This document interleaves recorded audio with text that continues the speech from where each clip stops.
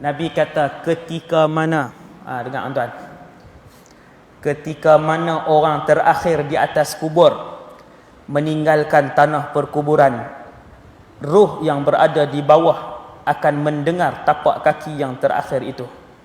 Dengar ni, dengar jalan pi. Saja Allah bagi dengar, nak bagi gerun tak tuan-tuan bila dengar tu. Bila dengar nak sunyi ni, tak sat kita duduk dengar suara orang lagi.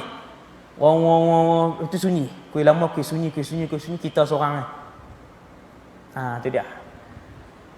Apabila roh turun daripada langit ketujuh, turun mai ke bawah apa semua, roh dikembalikan ke dalam jasad kita. Bismillah. Fatu'adul arwahu ila ajsadihim. Nabi sebutlah hadis ni. Roh dikembalikan. Tuan-tuan, roh dikembalikan. Tapi kalau tuan-tuan korek, memang nampak jasad duk terbaring. Di alam sana, roh telah dikembalikan ke jasad. Di alam sana, malaikat Munkar dan Nakir pun turun mai. Bila dia turun mai, dia angkat kita bagi duduk macam tu. Kita pun duduk. Bukan berdiri, duduk tu.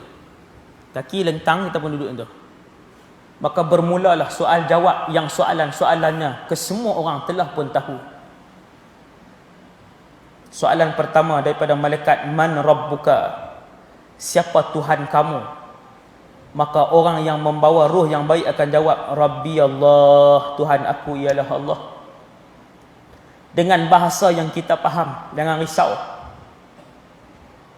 Cumanya yang nak jawab ketika itu ilmu pengetahuan kita ke amalan kita? Ini kena tahu siap. Jawapan dia yang nak jawab ketika itu bukanlah ilmu pengetahuan kita, akan tetapi amalan kita. Ada orang sampai malam ni dia ingat Tok Imam duk baca talqin, wahai fulan binti fulan, saat lagi mai dua orang malaikat kepada kamu, janganlah kamu gentar, kerana mereka juga adalah hamba Allah. Dan soalan pertama yang mereka nak tanya ialah, siapakah Tuhan kamu? Jawablah dengan yakin dan tenang, Tuhan aku ialah Allah.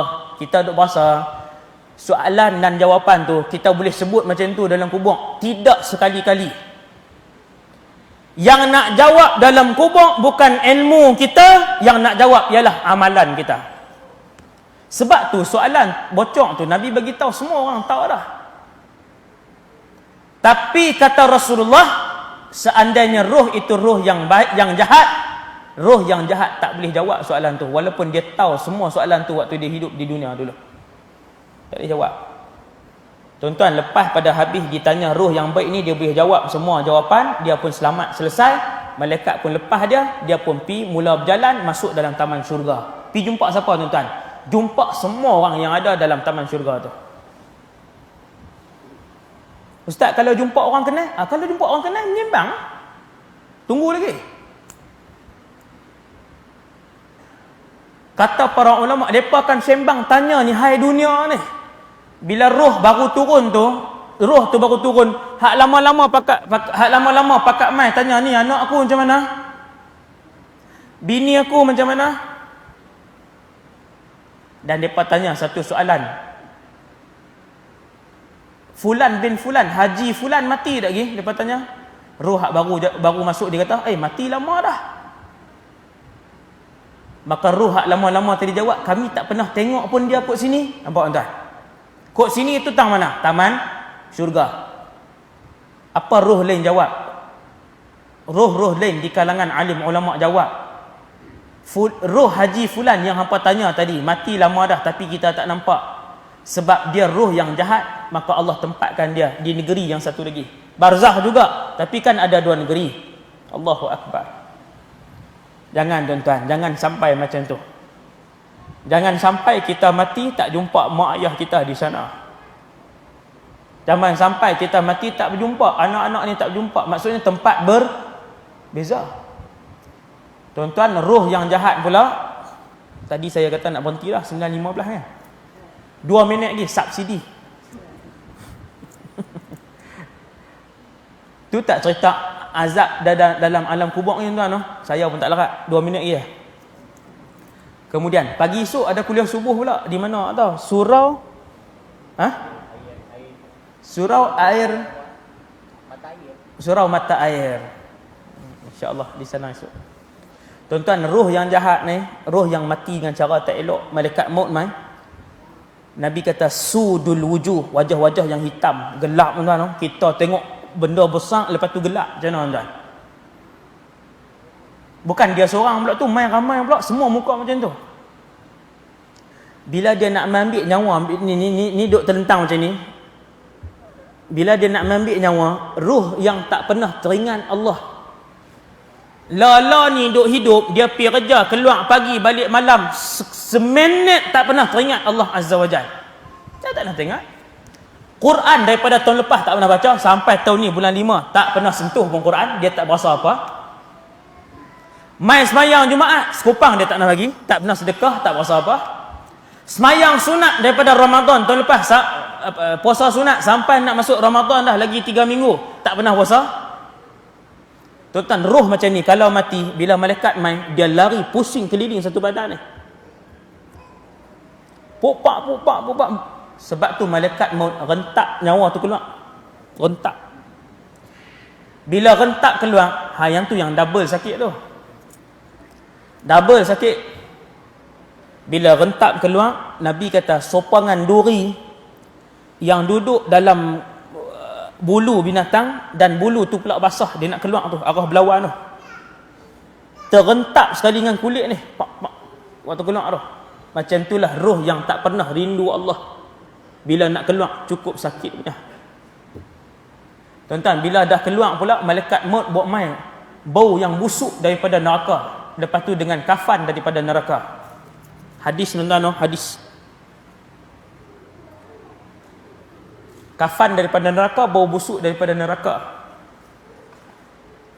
Bila sampai ke langit tuan-tuan, semua malaikat bau dah. Malaikat langit pertama tanya, ni roh siapa ni? Teruk sangat ni. Habis tuan-tuan, bermula daripada situ, dia akan dihina selama-lamanya. Macam saya sebut tak salah. Orang ni bila roh dia keluar dengan cara baik, insya-Allah semua akan jadi bagus lepas tu. Alam barzakh, alam kubur, titi mahsyar, titi sirat, pi minum di kausar Nabi, semua akan jadi elok. Tapi kalau mula roh dia keluar cara tak elok, ke semua alam lepas tu adalah sukar dan penghinaan bagi dia.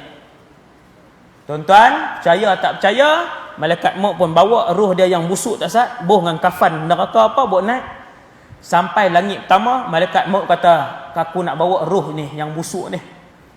Malaikat langit pertama kata, Allah tak izin untuk dibuka pintu langit pertama kepada dia. Apa nak buat tuan-tuan bila tak buka pintu langit pertama? Kan saya sebut tak saat, bermula penghinaan kepada dia. Lalu Allah berfirman, dalam Quran disebutkan ayat Quran tu. Dalam Quran Allah sebut ayat tu, la tufattahu lahum abwabus sama'. Apa maksud tuan-tuan? Tidak dibuka bagi mereka, iaitu roh-roh yang jahat, abwabus sama', pintu-pintu langit. Wala yadkhulunal jannah, depa ni takkan masuk syurga. Hatta yalijal jamalu fi sammil khiyat, sampailah seekor unta boleh masuk dalam lubang jarum, baru depa boleh masuk syurga. Pintu langit tak buka, kemudian Allah berfirman daripada atas dengar, Tuhan kata lempak roh dia turun pergi bawah, bukan buat turun, lempak. Wa man yusyrik billahi faka'annama kharra minas sama'. Ni ayat dia, ayat Quran ni. Ayat ni bercakap siapa-siapa yang mensyirikkan Allah, mati dalam keadaan membawa roh yang jahat, seolah-olah dia bila sampai di langit yang pertama, seolah-olah dia akan jatuh secara laju daripada atas. فَتَخْطَفُهُ الطَّيْرُ أَوْ تَهْوِي بِهِ الرِّيحُ فِي مَكَانٍ سَحِيقٍ. Roh dia kena humban daripada atas. Humban. Hina tak tuan-tuan? Hina. Langit pertama tak lepas dah. Tuhan kata aku tak mau jumpa dengan hang. Hang tak pernah sembah aku dulu waktu duduk dunia. Aku suruh tutup aurat, hang buat tak heran je tak tutup aurat. Aku bagi tahu kat Nabi aku bahawasanya tikam nombor ekor tu haram, berjudi haram. Haram, hang duk pergi berjudi juga. Anak 3 dah, anak 5 dah, anak 7 duk berjudi lagi. Waktu tu Tuhan kata, aku tak kelapang tengok muka hang, hampir turun. Hina tak tuan-tuan waktu tu? Puncak kehinaan. Tuan-tuan nak minta tolong siapa lagi kalau Allah halau? Kalau Allah halau, nak minta tolong siapa lagi? Habis roh kita turun bawah apa semua macam tadilah.